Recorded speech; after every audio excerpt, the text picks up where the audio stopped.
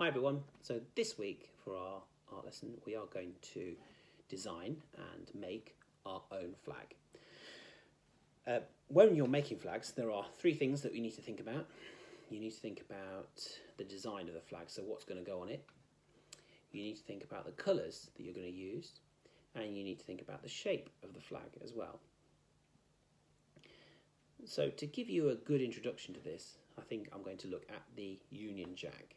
The Union Jack is the flag of Great Britain. It symbolises Great Britain. It's called the Union because it's about the union of all the countries that make up Great Britain, so Scotland, Wales, Northern Ireland and England. And it's called the Jack because it was flown from a flagpole right at the very front of a lot of ships in the Navy, and that flagpole is called a jackstaff, so that's why it's called the Union Jack. It's made of two flags. One is the flag of St George, who is the patron saint of England, and he has a red cross on a white background. You might recognise it because the City of London has a similar flag, but St Paul's is the patron saint of London, and that's little dagger in the top corner symbolises St Paul's. So the Union flag was made originally from the flag of St George and the flag of St Andrew, and St Andrew is the patron saint of Scotland. So the Scottish flag is a white diagonal cross on a blue background. These were put together in the early 1600s by King James I of Scotland, King James I of England, who was also King James VI of Scotland, and that was because Queen Elizabeth I, not our current queen, she didn't have any children. So it meant that England and Scotland were unified for at least in royal terms for the first time. So they needed a flag to represent that. Wales doesn't really feature on the Union Jack, quite surprisingly, but Wales has its own national flag, which is a red dragon on a white and green background.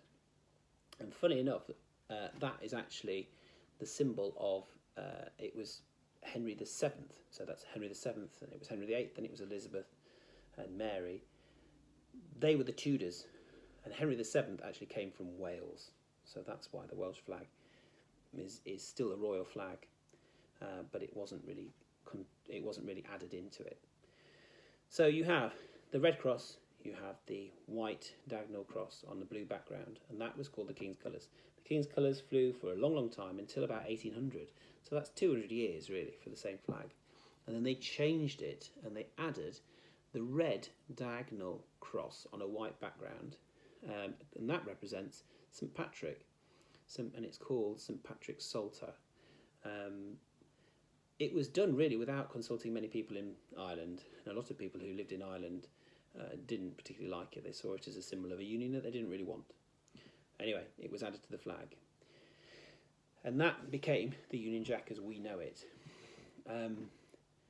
So that's the evolution of that flag. But all around the country, there were lots of other flags that had come from the times of heraldry and knights and things like that. And they usually represented the area that the knight was in charge of, or the landowner was in charge of. So if it was an area where there was a lot of farming, you might see a flag with lots of wheat sheaves on it, and bales of wheat. If it was a place where there was a river, you might see a river represented by wavy lines. You might have elements of sort of royal things like dragons or lions, for example, and they can be quite interesting. They can be quite beautiful as well. So those are the sort of things you could put on a flag. The next thing you need to think about is the shape of your flag. Now, most flags, you just think they're a rectangle. They're not quite a special rectangle. This, for example, is the rectangle that you need for a Union Jack. And if you look at it, the proportions are one of these is worth two of these. So in other words, it's a 2-to-1 ratio, which means this part is half the size of this part. And that makes it quite a thin rectangle, but that's what it's for. So you might want to cut your flag into a rectangle. If you do, make sure you think about that rectangle. Make sure it's a good shape for a flag. There are other shapes as well, of course. There's things called a pennant. A pennant is a flag like this. This is called a triangular pennant. No prizes for guessing why that is. And that's a flag that comes to a point. You also get different shapes of pennants. So, for example, this one is called a tapering pennant. This is actually looks like a triangle with the end chopped off. You could choose one of those. This particular flag is called a swallow pennant, and that's because this bit at the end, where it goes in, is supposed to look like a swallowtail. And this flag is called a swallowtail for the same reason. It's supposed to look like a swallowtail of a bird in flight. Obviously, these you don't have to stick to these sort of size. There were flags called streamers, which they used to put on top of old boats, and they were really, really long. So you might have a swallowtail like this with great big long tails, or you might have a triangular pennant like this, but the triangle was really, really massive. You could stick lots and lots and lots of these together to make a beautiful long flag.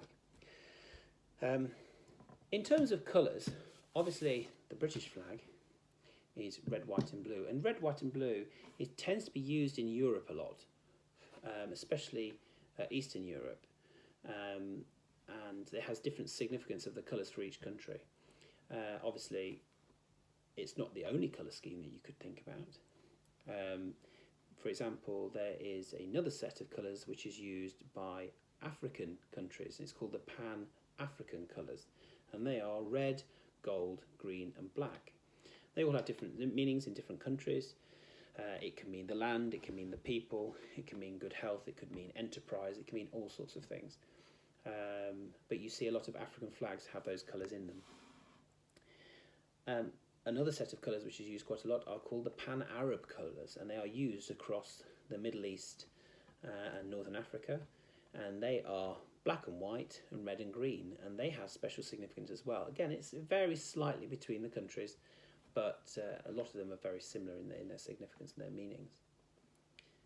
So, your challenge this week is to come up with a flag.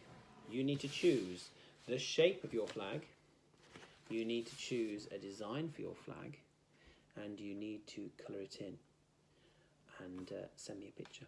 I look forward to seeing what you do. After this, I'm going to put a whole load of flags on here to give you some ideas, and if you're stuck, you can always give me a shout.